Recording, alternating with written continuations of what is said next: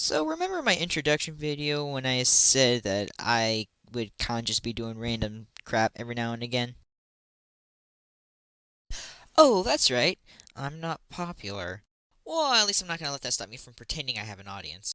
So if you follow my Twitter, then you know that I've been sharing a Fakemon project that I have been working on for a while, and I decided to go into some detail for things in this video because Twitter only allows so many characters before it says stop typing.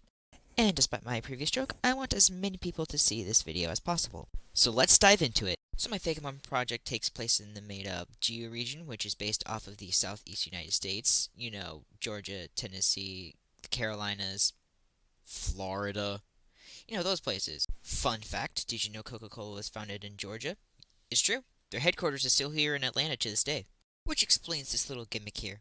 So let's get things started with your first partner Pokemon. So here are your three starters: the grass Pokemon Mothsloth, the fire Pokemon Embrat, and the water Pokemon Bivakwa. When I designed them, I tried to remember the theories that the fire type starter was always something from the Chinese zodiac, that the water starter was always some sort of warrior class or weapon, and that the grass starter was always some sort of extinct megafauna. So Mothsloth is just a sloth that's covered in moss. Cause fun fact, sloths are so freaking slow that they end up growing moss on their bodies. I felt like that this was kind of perfect for a grass starter, especially a sloth. It might be obvious what he's going to evolve into later, but let's see if you can guess. So here's Embret, a bratty little fancy rat who shoots embers. Rats are on the Chinese zodiac, so this was perfect, and what he evolves into later I felt was gold. So Bivako, it's a beaver that's aquatic. I just really wanted a beaver starter, okay? Its final evo is also kind of mid in my opinion, but I also sort of like it. So let's evolve them. Mothsloth evolves into Slow Moss, a slow sloth covered in moss. It's also somewhat shaped like a tree because mimicry. Embrat already has a temper, so when it evolves into Pyrat, a pyro-spitting rat, it decides to utilize its energy into much more creative outlooks. It's a drama kid. So Bivouac was already just a blue beaver, but when it evolves into Wachuk, it's just another beaver that chucks wood. Let's evolve them again. Slowmoth evolves into Gigasloth, a giga-sized giant sloth covered in moss. It's a psychic type now too, because it's a weed reference, sort of. And Pyrat evolves into Thespirat, a rat that is a thespian, an actor. He performs for a living, and honestly prefers the role of villain, hence the dark type. And so, finally, Wachuk inevitably evolves into Timbuk, a big old beaver that shouts timber because he's knocking down trees, even carrying around a log to show off his strength, hence the fighting type. And so now I'm going to try to explain them. Let's start with Mothsloth's line. See, as I said earlier, sloths are so slow that sometimes moss grows on their bodies, which was really cool, especially for a starter Pokemon. And the fact that sloth usually only ever grows on objects like rocks and trees kind of helped make Slowmoth's design make a little bit more sense. And as for Gigasloth, being referencing what it's referencing, psychedelics and whatnot. It's I'm not sure if I can say that on this platform, so now it's Embrat's turn. Embrat, a bratty pet rat. Why is he a bratty pet rat? Well, it's because he's a fancy rat. So, the thing with fancy rats is why they're called that is because back in ye olden days, they were the pets of highly upper class fancy people. So, fancy people had rats, so fancy rats. That's just the name, and it kind of stuck. And so Pyrat is Drama Kid. I mean, he's wearing the scarf too, and everything. And the reason why is going to make sense when looking at Thesperat, which is.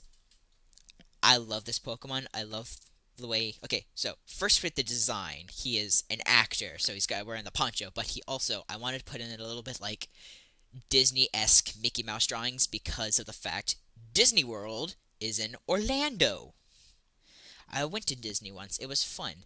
But anyway, anywho, I wanted to throw like the goofy nose, the classic cartoon rat, and the fact he plays a villain in being the dark types because he's a rat. I mean, the rat is almost always the bad guy in the movie. I mean, when has there been a movie where the rat hasn't been the bad guy, and that's not because the rat wasn't, for whatever twist, a good guy?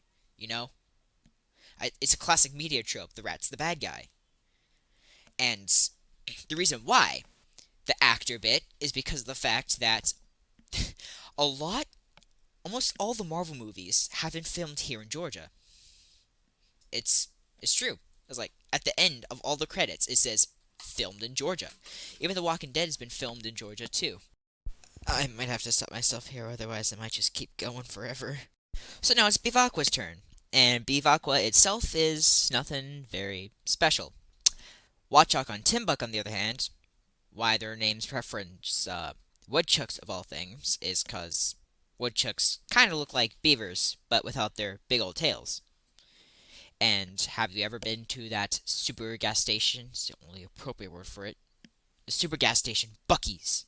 It is huge. It hardly counts as a gas station. It's like a supermarket mall thing on its own. And their mascot is a gopher. Otherwise called a woodchuck. But just looking at him, you'd think he's a beaver, but no, he doesn't have the tail. Therefore, he is a gopher, aka woodchuck. Hence why there's like the woodchuck etymology in Watchuk and Timbuk's name. And Timbuk itself is like a strong man construction worker carrying those big old logs, just showing off their strength and also helping out building skyscrapers in the city. So there you go. Not very inspired, these three. I just really, really wanted a beaver starter and couldn't think of anything better. Disappointing, a little, but I love them nonetheless. They're cute. So I hope you enjoyed this video. This kind of counts as like a introduction for my new Fakemon region. Yeah. I appreciate you guys sticking around to the end. If you want to stay up to date on the project, you can follow my Twitter. Keep in mind, this is a project I started like